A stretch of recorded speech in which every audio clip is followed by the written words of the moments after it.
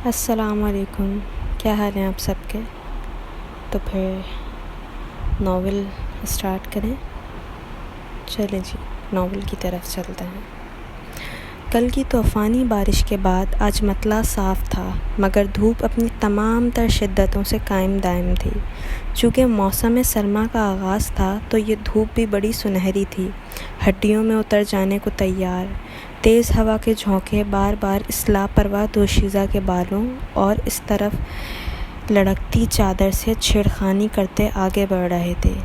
ایسا لگتا تھا کہ اس کو چھو لینے سے ہوا کے بھی انداز میں نزاکت آ گئی ہو۔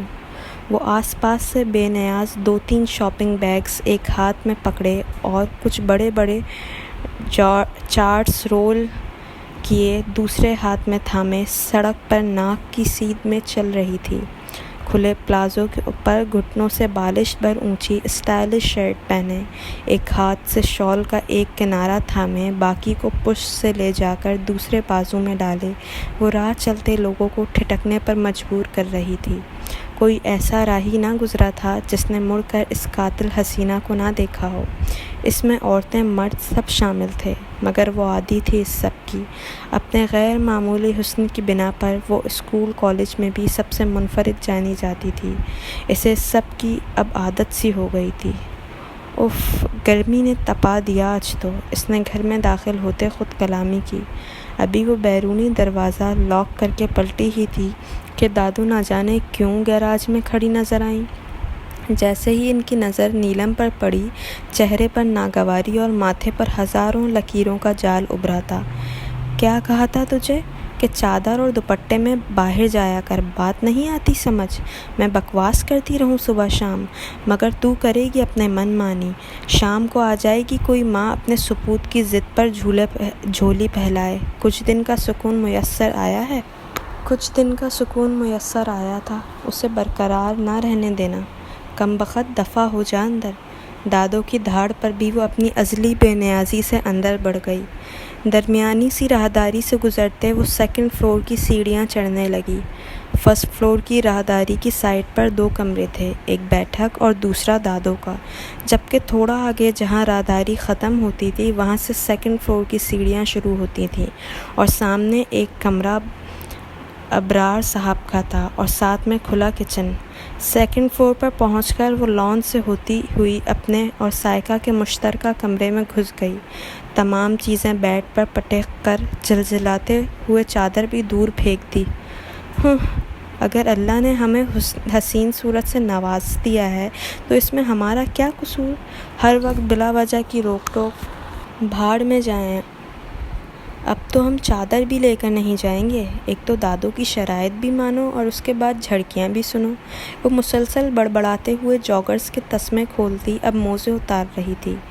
گڑیا، کتنی دفعہ کہا ہے اکیلے باہر مت جایا کرو؟ پڑ گئی نا دادی ڈانٹ؟ اور دوپٹہ کیوں نہیں پہنا تھا؟ دادو کا جب پتہ ہے تو کیوں ایسی حرکتیں کرتی ہو؟ کیمل رنگ کے سادہ سے شلوار سوٹ میں بالوں کی چوٹی بنائے 2.5 گز کے دوپٹے کے پلو سے ہاتھ پونچھتی سائیکہ فکر مندی سے کہہ رہی تھی، دوپٹہ؟ یہ جو 5 گز کی چادر ہمیں اوڑھنے کو دی ہے، اس کے بعد دوپٹے کی کوئی گنجائش بچتی ہے؟ اس نے چادر کا گولا بنا کر پھر دور پٹیختے تیوری چڑھاتے جواب دیا، اور 5 گز کی یہ چادر بھی تمہارے سر پر نہیں ٹکتی، اس کی کوئی خاص وجہ؟ وہ چادر کو تہہ لگاتے برہمی سے پوچھنے لگی۔ جب ہم سے نہیں سنبھالی جاتی تو کیا کریں؟ زبردستی تھما دیتی ہیں دادو۔ بس یہی غلطی ہے ہماری کہ ہم دادو کی ہر بات مان لیتے ہیں۔ آئندہ نو چادر۔ وہ تیز تیز بولتی اپنے لائے ہوئے چارٹس رائٹنگ ٹیبل پر رکھنے لگی۔ گڑیا، ایسا نہیں کہتے، بہت بری بات ہے۔ دادو جو بھی کہتی ہیں ہماری بھلائی کو کہتی ہیں۔ اچھی شکل و صورت خدا کی نعمت ہے، مگر حسن کو بری نگاہ سے بچنے کے لیے وہ لازم ہے میری جان۔ وہ چادر الماری میں لٹکاتی ہمیشہ کی طرح نرمی سے اپنے سے 5 سال چھوٹی بہن کو ڈیل کر رہی تھی۔ ہم سینٹر جاتے ہوئے اسکارف بھی کرتے ہیں اور چادر بھی لیتے ہیں، کبھی کبھی تو عبایا بھی پہن لیتے ہیں، مگر دادو کی تسلی تب بھی نہیں ہوتی۔ وہ منہ پھلا کر کہتی ڈھیلے ڈھالے انداز میں بیڈ پر چت لیٹ گئی۔ دادو بھی کیا کریں، روز محلے سے کوئی نہ کوئی آنٹی آ جاتی ہیں ہماری گڑیا کو اپنی بہو بنانے کی خواہش کے ساتھ۔ پھر دادو کو رشتہ مناسب لگتا ہے، بابا کو تم ابھی تک چھوٹی سی گڑیا لگتی ہو۔ وہ دادو کو منع کر دیتے ہیں اور دادو ہمیشہ کی طرح تم پر خفا ہو جاتی ہیں، سائیکا نے مسکراتے ہوئے کہا اور اس کا باقی پھیلاوا سمیٹنے لگی۔ اب کون آ گیا؟ جو دادو کا پارا 7ویں آسمان پر پہنچا ہوا ہے، وہ ہاتھوں سے کنپٹی سہلاتے بیڈ پر چتلیتے چھت پر گڑوں گڑوں کی آواز پیدا کرتے پنکھے کو دیکھتے ہوئے بولی، ہماری گلی کے کونے پر جو دودھ والی دکان ہے، اس کے ساتھ والا گھر، سائیکا نے انگلی سے اشارہ کرتے کہا، جبکہ نیلم کے چہرے پر ناسمجھی کے تاثرات صاف نمایاں تھے۔ وہ کوہنی کے بل کچھ اونچی ہو کر سائیکا کی بات سن رہی تھی۔ اوہ، جنہوں نے نیا گھر لینے کے بعد قرآن خوانی کروائی تھی اور تم وائٹ کلر کا ڈریس پہن کر گئی تھی، یاد آیا؟ سائیکا اس کے پاس ہی بیڈ پر بیٹھ گئی۔ ہمیں نہیں یاد آ رہا، آپ یاد کروانے کو چھوڑیں، بات بتائیں، وہ بیزاری سے بولی۔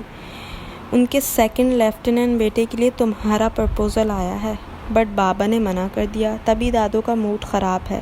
سائیکا نے جتنے جوش سے بات شروع کی تھی، آخر میں اتنی ہی بے دلی سے مکمل کی۔ اچھی بات ہے، ویسے بھی یہ آرمی شارمی کے چونچلوں میں بندہ نہ ہی پڑے تو اچھا ہے۔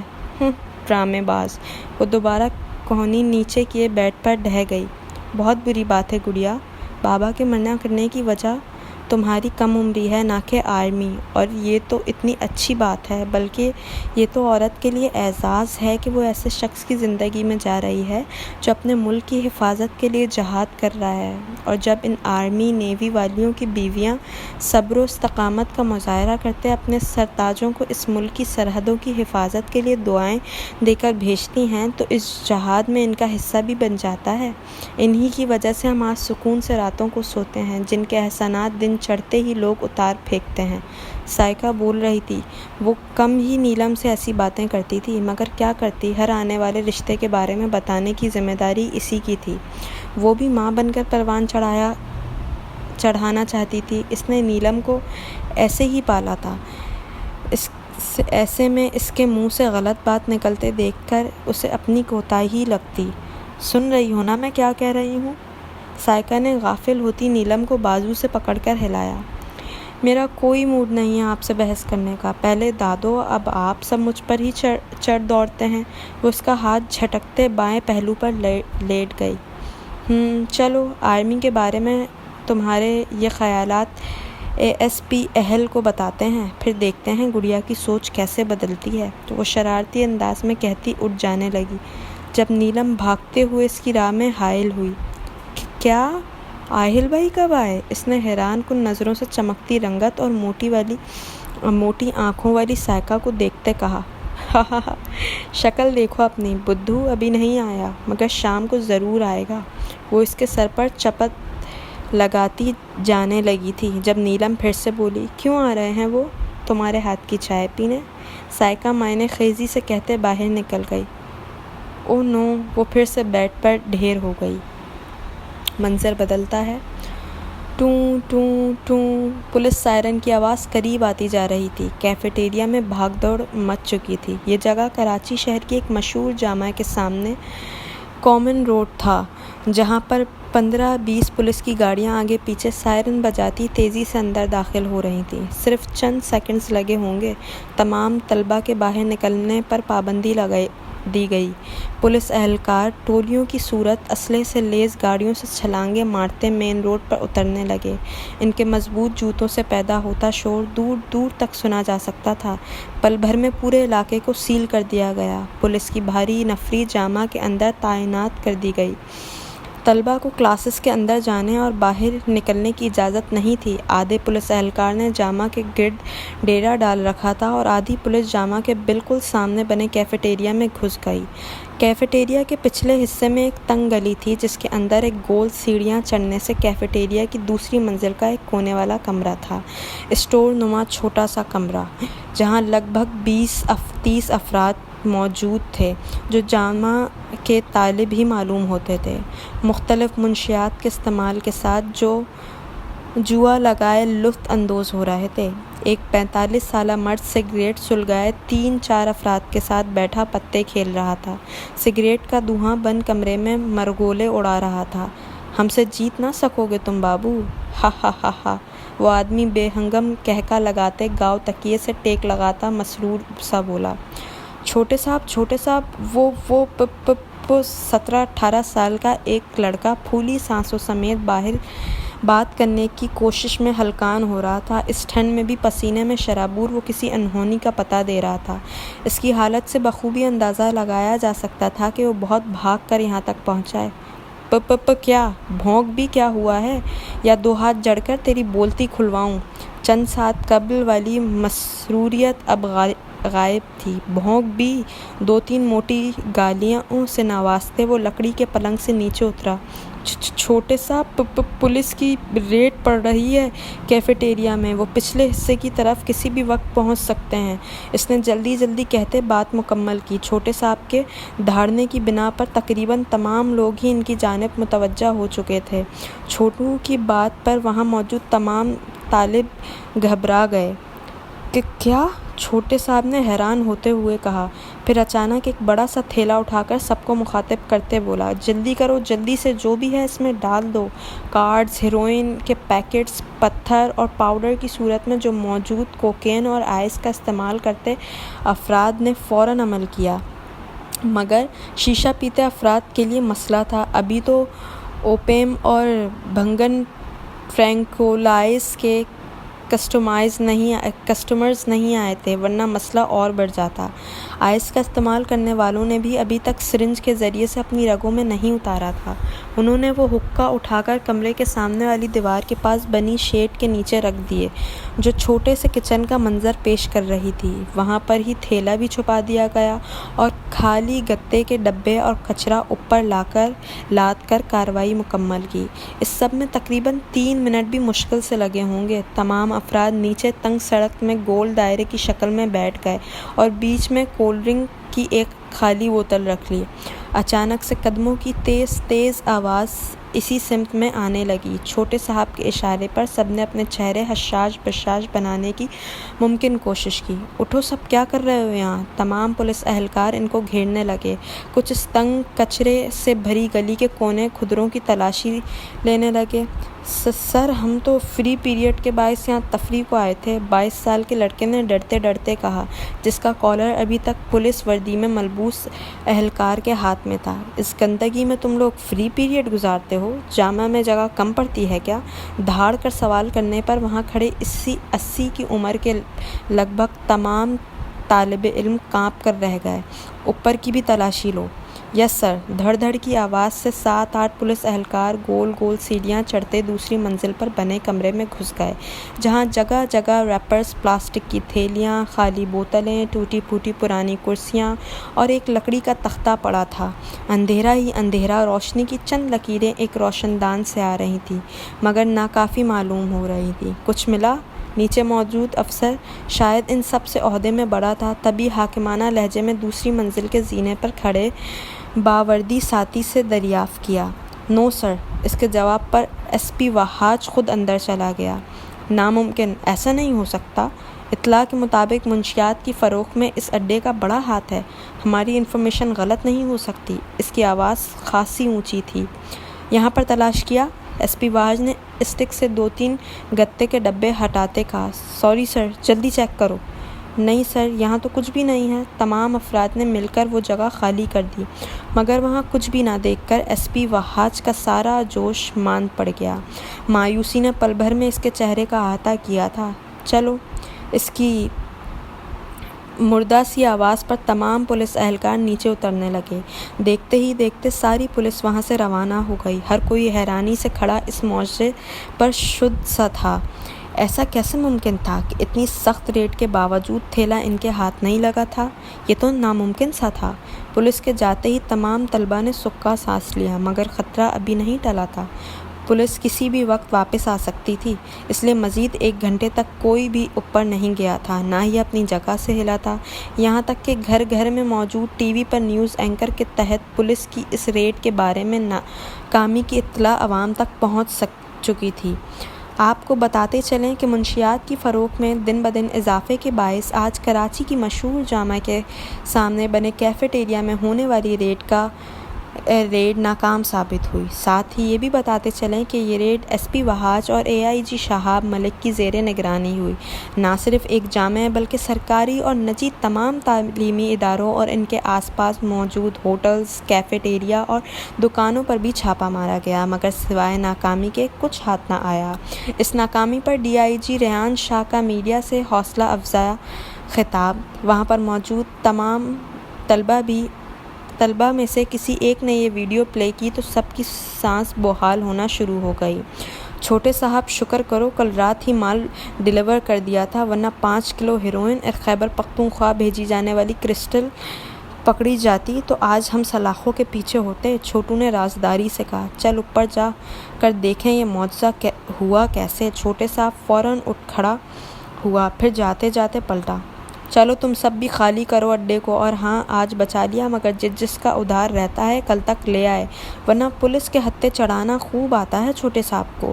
وہ نخوت سے پھنکارا، چھوٹے صاحب وہ جو چھوڑا ہے دے دو نا، مہربانی ہوگی، ورنہ پورا دن بے چین گزرے گا۔ 30 سال کا نوجوان بچارگی سے فریادی لہجے میں بولا، اے چل نکل، تو دوبارہ ادھار نشہ لے چکا ہے، کرسٹل تو اب تجھے کسی قیمت پر نہیں دینی، اوقات ہے نہیں، اور نشہ بھی سب سے مہنگے والا کرنا ہے کمینے کو، چل دفع ہو یہاں سے۔ چھوٹے صاحب کی اس ضلالت پر بھی وہ مسکین صورت بنائے ہاتھ پھیلائے کھڑا تھا۔ نشے کا نام ایسا ہی تو نشہ نہیں رکھا گیا، اس کی لت لگ جائے تو انسان کہیں کا نہیں رہتا۔ اس نوجوان کو بھی اس کی عادت ہو چکی تھی، غیرت، عزت، نفس، پیسہ سب داؤ پر لگا کر 2 چمچہ سفید پاؤڈر کھانے سے اس کو چین آ جاتا تھا، قرار سا آ جاتا تھا، سکون میسر آنے لگتا تھا۔ ابے ہٹ چھوٹے صاحب، اسے 2-3 گالیوں سے نوازتا دور دھکیلتا گول زینے چڑھ گیا۔ چھوٹو نے بھی اس کی تقلید میں قدم بڑھا دیے۔ اوپر پہنچتے ساتھ ہی اس نے تیزی سے شیڈ کے نیچے جھانکا، وہ جگہ خالی دیکھ کر چھوٹے صاحب کو حقیقتاً پریشانی نے آ گھیرا۔ یہ کھیل بڑا جان لیوا تھا، کوئی تھا جو ان کے اس راز سے آشنا ہو چکا تھا۔ اس کھیل میں تو قدم قدم پر موت گھات لگائے بیٹھی نظر آتی تھی۔ کہیں تم اسے تو نہیں تلاش رہے؟ آواز قدرے صاف اور بھاری تھی، چھوٹے صاحب کو کرنٹ لگا تھا۔ وہ جو شیڈ کے پاس نیچے بیٹھا تھا 440 واٹ کا جھٹکا کھاتے اٹھا۔ کمرے کے بیرونی دروازے کے اندر کھڑا ایک وہ کوئی ہولیا سا دکھ رہا تھا۔ چونکہ کمرہ پورا اندھیرے میں ڈوبا تھا اور باہر دن کی روشنی تھی تو ایسے میں وہ پیچھے سے آنے والی روشنی دروازے میں استعادہ مضبوط کسراتی جسم سے حامل 6 فٹ 2 انچ کے قد کے ساتھ ایک ہاتھ میں چھوٹے سے 2-3 پیکٹ کو اچھالتے شخص سے ٹکراتی کمرے میں گھس رہی تھی۔ کون ہو تم؟ چھوٹے صاحب کی آواز میں خود بخود گھبراہٹ نمودار ہونے لگی۔ میں کون ہوں؟ بھاری آواز ایک بار پھر گونجی۔ وہ چند قدم آگے بڑھا، اب کمرے کے وسط میں کھڑا وہ صاف دکھائی دے رہا تھا۔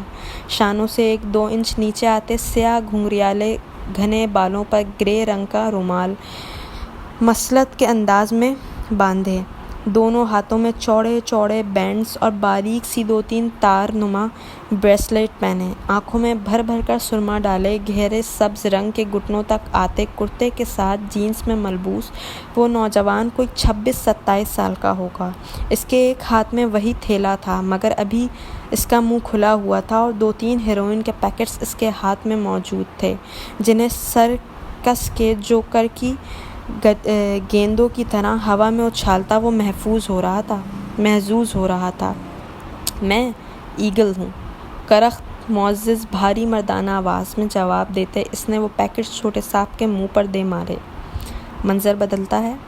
آپی ہمیں ابھی لگانے ہیں، پلیز ہیلپ کر دو نا، وہ ایک چارٹ ہاتھ میں پکڑے کھڑی ملتجائی لہجے میں بولی۔ بس کرو جاؤ گڑیا، ہر چیز کی حد ہوتی ہے، تم نے پوری دیوار پر یہ عجیب و غریب اقسام کے پتھروں کے چارٹس لگا کر پورے کمرے کا ستیہ ناش کر رکھا ہے۔ سائیکا نے چند طے شدہ کپڑے الماری میں رکھتے ہوئے کہا، آپ نے بھی تو یہ بڈھوں والے ناولز اور سفر نامے بک شیلف میں بھر رکھے ہیں، ہم نے کچھ کہا کبھی؟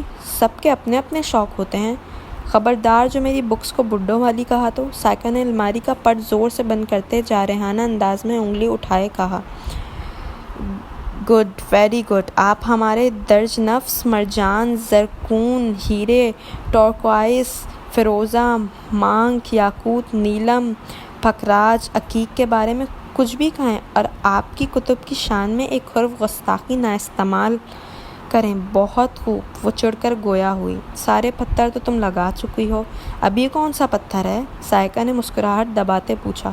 یہ مرکت ہے، اور خبردار جو آپ نے اس کے بارے میں کچھ کہا تو۔ وہ منہ بگاڑ کر بولتی چارٹ کھول کر اس پر ہاتھ پھیرنے لگی، جہاں گہرے سبز رنگ کے 2-3 پتھر جگمگاتے ہوئے بہت خوبصورت بنائے گئے تھے۔ بلا شبہ یہ چارٹ آنکھوں کو خیرہ کر رہا تھا۔ مرکت؟ یہ کون سا پتھر کا نام ہے؟ میں نے تو کبھی نہیں سنا۔ اس کے ہاتھ سے چارٹ پکڑ کر دیکھتے گویا ہوئی۔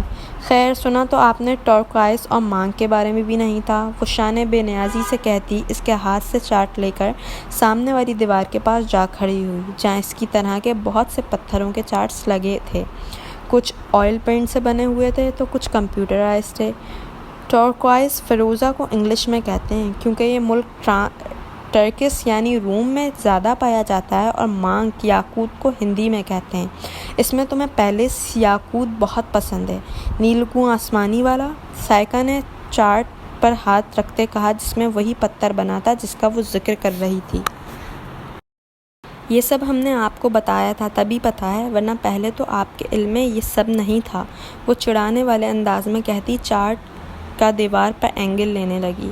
اچھا یاد تو تھا نا، مگر تمہیں تو وہ بھی نہیں ہوگا۔ چلو بتاؤ، چلتے ہوئے ہو تو چین کو چلیے میں جو چائنیز میں شکریہ کہنا بتایا تھا وہ کیسے کہتے ہیں؟ سائقہ نے مصنوعی برہمی کا تاثر دیتے ہوئے کہا۔ شے، وہ اپنی ازلی لاپرواہی انداز میں بولی۔ سائقہ کا منہ کھل گیا۔ ہمیں نی ہاؤ جیسے مینگنگ ہیلو کے ہیں وہ بھی پتہ ہے، اور یہ بھی کہ ابن انشا نے چائنیز کے 500 الفاظ سیکھے تھے اخبار پڑھنے کے لیے۔ آپ نیلم ابرار کی ذہانت کو ڈیگریڈ نہیں کر سکتی؟ وہ فضری کالر جھاڑتے بولی۔ اتنی ہی ذہانت اور صلاحیت ہے تو خود ہی لگاؤ انہیں۔ میں جا رہی ہوں کباب فرائی کرنے، آہل آ رہا ہے، اور اسے کباب اور تمہارے ہاتھ کی چائے کتنی پسند ہے یہ تو تم جانتی ہو پیاری گڑیا۔ سائقہ نے شرارت سے اس کی تھوڑی پکڑ کر ہلائی اور مسکراتے ہوئے کمرے سے نکل گئی۔ آپی، اٹس ناٹ فیئر، آپی! اس کی تمام آوازوں کو نظر انداز کرتی سائقہ نیچے چلی آئی، جہاں ڈرائنگ روم سے آہل کی آوازیں آ رہی تھیں۔ سائقہ بھی اندر چلی آئی۔ السلام علیکم، اس نے ہولے سے سلام کیا تو آہل نے مسکراتے ہوئے سر کو جنبش دی اور پھر سے دادو کے ساتھ سلسلہ کلام جوڑ لیا۔ نہیں دادو، میں نہیں گیا تھا، یہ ریڈ تو مجھ سے سینئر آفیسرز کی تھی، میرے علم میں یہ بات بالکل نہیں تھی۔ گریڈ 18 اور 19 کے آفیسرز نے منشیات کی اسمگلنگ اور فروخت کے خلاف آج مختلف جگہوں پر آپریشن کیا ہے، مگر 2-3 معمولی نشاوروں کے علاوہ کوئی کامیابی حاصل نہیں ہو سکی، وہ رسانیت سے کہہ رہا تھا۔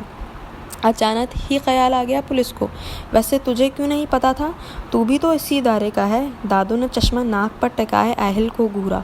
دادو، میں گریڈ 17 کا ہوں، اور کئی بار پولیس کے بڑے آفیسرز ایسی خفیہ ریڈ کرتے ہیں کہ ادارے کے نچلی پوسٹ پر موجود افراد بھی بے خبر ہوتے ہیں تاکہ ان کی وفاداری کا بھی امتحان لیا جا سکے۔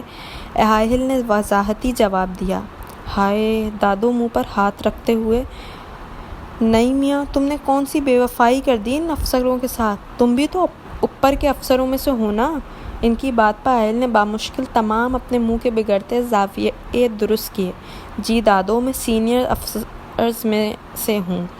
اے ایس پی اہل اصرار، مگر ابھی نیا اپوائنٹ ہوا ہوں تو سینئرز میں سے میرا گریڈ سب سے کم ہے، اس لیے اور کچھ افراد کو شک تھا کہ جونیئرز پہلے ہی ریڈ اور آپریشن کی نیوز لیک کر دیتے ہیں، تبھی اسے خفیہ رکھا گیا تھا۔ ایک بار پھر سے اس نے وضاحت دی تو کباب اور کولڈ ڈرنک ٹرے میں رکھے اندر آتی سائقہ مسکرائے بنا نہ رہ سکی۔ ارے سائقہ، میرے بچے بھائی کے لیے چائے لا، یہ انگریزی مشروب پی کر کیوں صحت خراب کروا رہی ہے بیچارے کی۔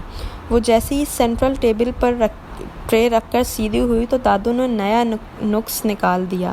ڈرائنگ روم سادہ سا مگر منفرد تھا۔ ہلکے آسمانی رنگ کے صوفے جو 2 دیواروں کے درمیان پڑے تھے، ان میں سے ایک سنگل صوفے پر اہل برجمان تھا اور اس کے سامنے میز اور دوسری دیوار کے ساتھ دادو کا تخت تھا۔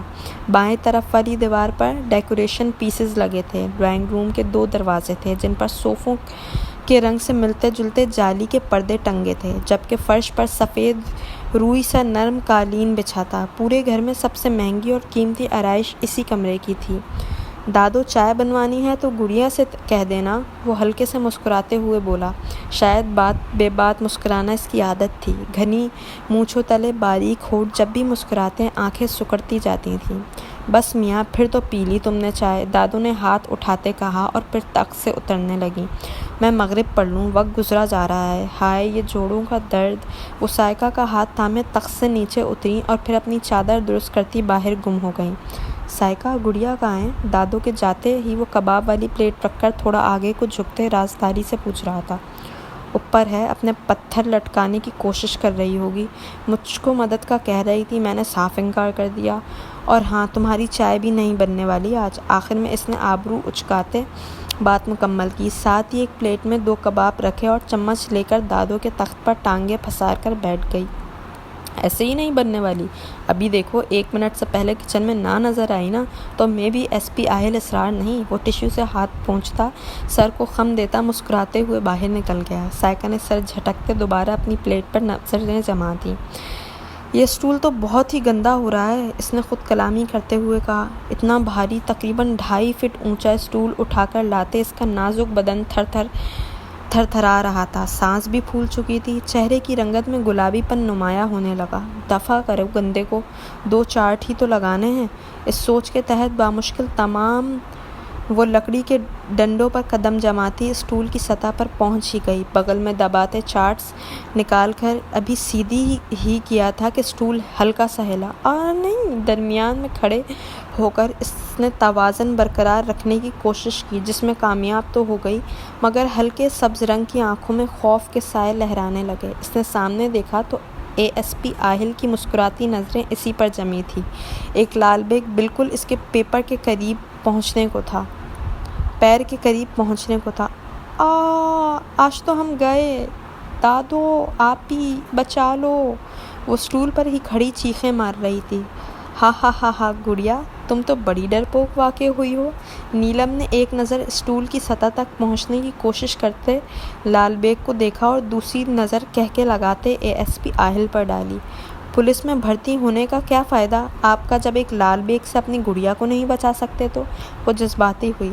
بچا سکتے ہیں، ضرور بچا سکتے ہیں، مگر اس کے لیے آپ کو ایک کام کرنا ہوگا۔ وہ شرارتی مسکراہٹ لیے چند قدم آگے بڑھا۔ کیا کام؟ چائے بنانی ہوگی ہمارے لیے۔ ایس پی آہل کا مطالبہ سنتے ہی وہ ساری بات سمجھ گئی۔ سفیدی مائل رنگت میں اب سرخیاں گھلنے لگیں۔ ہم نے کب منع کیا چائے بنانے سے؟ اس کی آواز مدھم تھی اور پلکیں سجدہ ریز۔ آہل کا دل دھڑکا تھا۔ اوہو، اگر منع نہیں کیا تو فوراً گرم گرم چائے پلا دیں، اس ٹھنڈ میں شدید طلب ہو رہی ہے۔ وہ اسٹول پر کونیاں ٹکائے پرشوق نظروں سے تکتے کہہ رہا تھا۔ پہلے اس کو تو ہٹا لیں پلیز۔ وہ پھر سے لال بیگ کی طرف متوجہ ہو چکی تھی۔ یہ لیں، جب تک میں اس کا کام تمام کرتا ہوں آپ چائے بنا کر لائیں۔ وہ کاکروچ کو اس کی مونچھوں سے پکڑتے بولا اور پھر اس کا کھلا منہ دیکھ کر ہنستا ہوا کمرے سے نکل گیا۔ نیلم نے بے اختیار جھرجھری لی تھی۔ آخ، برا سا منہ بناتے وہ اپنا سابقہ کام نامکمل ہی چھوڑ کر اسٹول سے اتر چکی تھی۔ اب اسے آہل کے لیے چائے بنانا تھی اور اس کی بہت سی فضول باتیں بھی سننا تھی جو اسے وقتاً پسند نہ تھیں، مگر وہ جانتی تھی وہ اسے کتنی پسند تھی۔ راہ آسان ہو گئی ہے، جان پہچان ہو گئی ہے، پھر پلٹ کر نگاہ نہیں آئی، تم پر قربان ہو گئی ہے۔ ایگل، چھوٹے صاحب نے سامنے کھڑے مطمئن سے دیوقامت شخص کو دیکھ کر ہلکے سے انعام دہرایا۔ ہاں، ایگل، عقابی نظریں ہیں میری، یوں کہ آنکھیں نکال لیتا ہوں۔ اس نے دایاں بازو پھیلاتے جھٹکے سے مٹھی بند کرتے کہا، جیسے سچ مچ کسی کی آنکھیں نوچ کر بند مٹھی میں قید کر لی ہوں۔ ہا، ابے یار، تیرے منہ پر تو 12:30 بج گئے۔ چل ٹینشن نہ لے میری جان، سب بتاتا ہے ایگل تجھے۔ پہلے ایک گرم گرم چائے کی پیالی تو منگا۔ اس نے منشیات کا بھرا تھیلا اس کی طرف دھکیلتے پاس پڑی لکڑی کی میز پر چھلانگ مار کر بیٹھتے کہا۔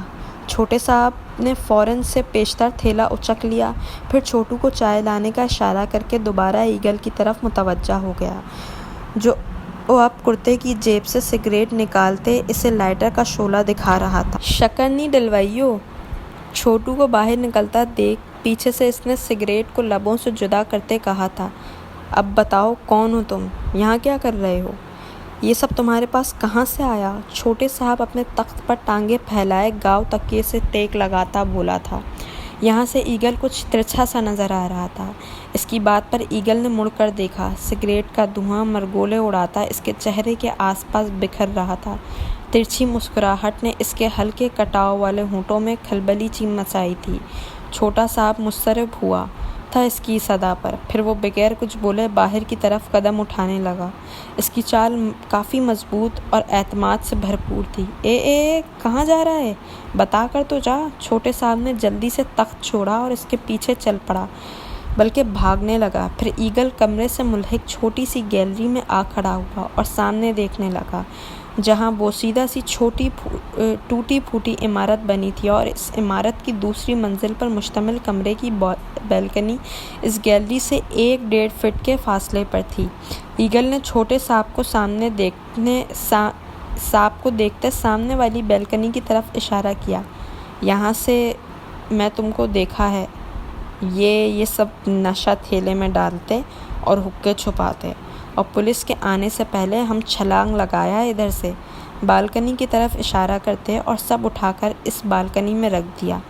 ارے تم فکر کیوں کر رہا ہے؟ یہ سب دھندا اتنا سا تھا، زمین سے قد ناپتے ہوئے، تب سے کر رہا ہے۔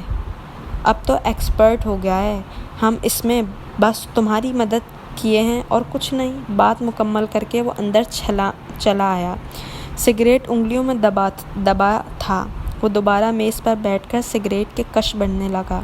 کونیوں کے آخر تک فولڈ آستین سے جھانکتے بازو پر بچھو بنا تھا، شاید نہیں یقیناً وہ ٹیٹو ہی تھا۔ گلے میں کالے چمڑے کا تعویذ گردن سے چپکا پڑا تھا۔ اب بھی کرتے ہو یہ دھندا؟ چھوٹے صاحب نے ایگل کو بغور تختے کہا۔ آج کل تو بے روزگار گھوم رہا ہے، ہم ساتھ 2 ساتھی تھے، کسی اوپر کے بندے نے سعودیہ بھیج دیا ہیروئن اور یہی نشہ اسمگل کرنے کو، تب سے ہم تو نوالے کو ترس گیا ہے۔ اس نے اپنی حالت پر خود ہی افسوس کرتے گردن کو ہلکا سا خم دیا۔ تو اب تم کیا کرو گے؟ کرنا کیا ہے، یہی دھندا کرنا ہے بس۔ اب ہم کوئی پارٹی ڈھونڈ رہا ہے، تگڑی اور بھروسے والی۔ اس نے بقیہ سگریٹ میز کے کنارے پر دباتے نیچے پھینک دی۔ اتنے میں چھوٹو چائے کے کپ کے ساتھ بسکٹ لے کر اندر آیا۔ دے چھوٹو۔ چھوٹے صاحب نے اسے چائے ایگل کو پیش کرنے کو کہا، مگر اس نے ہاتھ کے اشارے سے منع کرتے میز سے چھلانگ لگائی اور باہر کی طرف بڑھنے لگا۔ جب چھوٹے صاحب نے اس کا رستہ روکا، کہاں؟ بیٹھنا، چائے پی۔ شکریہ ادا کرنے کو میں تیرے لیے اتنا تو کر سکتا ہوں۔ ہا، ایک وقت کا کھلا دے گا، دوسرے وقت کا ہم کیا کرے گا؟ ایگل کی زخمی ہنسی پر چند پل کو چھوٹے صاحب کا منہ بند ہو گیا۔ اچھا تو میرے دھندے میں حصہ لے سکتا ہے، مگر ایک شرط ہے۔ کیا؟ ایگل نے آنکھیں سکیڑ کر دریافت کیا۔ پہلے چھلانگ لگا کر دکھا۔ اس کی فرمائش پر ایگل رازیہ ہنسا اور پھر گیلری میں آ گیا۔ چھوٹے صاحب بھی اس کے پیچھے ہی آیا تھا۔ اس نے دیوار کے سرے پر ہاتھ رکھا اور پیر اوپر اٹھا دیے، پھر گھوم کر پیر دوسری بیلکنی کی سطح پر چھوڑ دیے۔ یہ کوئی معمولی چھلانگ قطعی نہیں تھی، مکمل ٹرینڈ بندے کا کمال لگتا تھا۔ پھر ایگل نے 2-3 ایسے ہی چھلانگیں لگا کر بالکنی میں رکھے حقے اسے لا دیے۔ آج سے تو میرے دھندے میں میرا دایاں بازو ہے۔ اگر تیرا کام اچھا رہا تو اگر تو بھروسے کا بندہ نکلا تو یقین کر ڈیک تجھے MS کے اندر لے لے گا۔ ابے لائیو بن جائے گی تیری۔ MS کے نام پر ایگل کی سیاہ آنکھوں میں گہرے اندھیرے میں افق پر چمکتے تاروں سی لہرائی تھی۔ اس نے چائے کی پیالی منہ سے لگائی، مگر آنکھیں بہت کچھ جانچ رہی تھیں۔ وہ دوسری جانب چھوٹے صاحب مطمئن تھا کہ ایگل کے آنے سے ساری رسکی کام اس کے ہاتھ دے دے گا اور نام اپنا کمائے گا، پھر ڈیک کے توس سے MS کی گینگ کا حصہ بن کر پیسے میں کھیلے گا۔ چلے جی، آج کے لیے بس اتنا ہی، باقی ہم پھر سنیں گے۔ جب تک کے لیے اللہ حافظ۔ اپنا بہت خیال رکھیے گا اور دعاؤں میں ضرور یاد رکھیے گا۔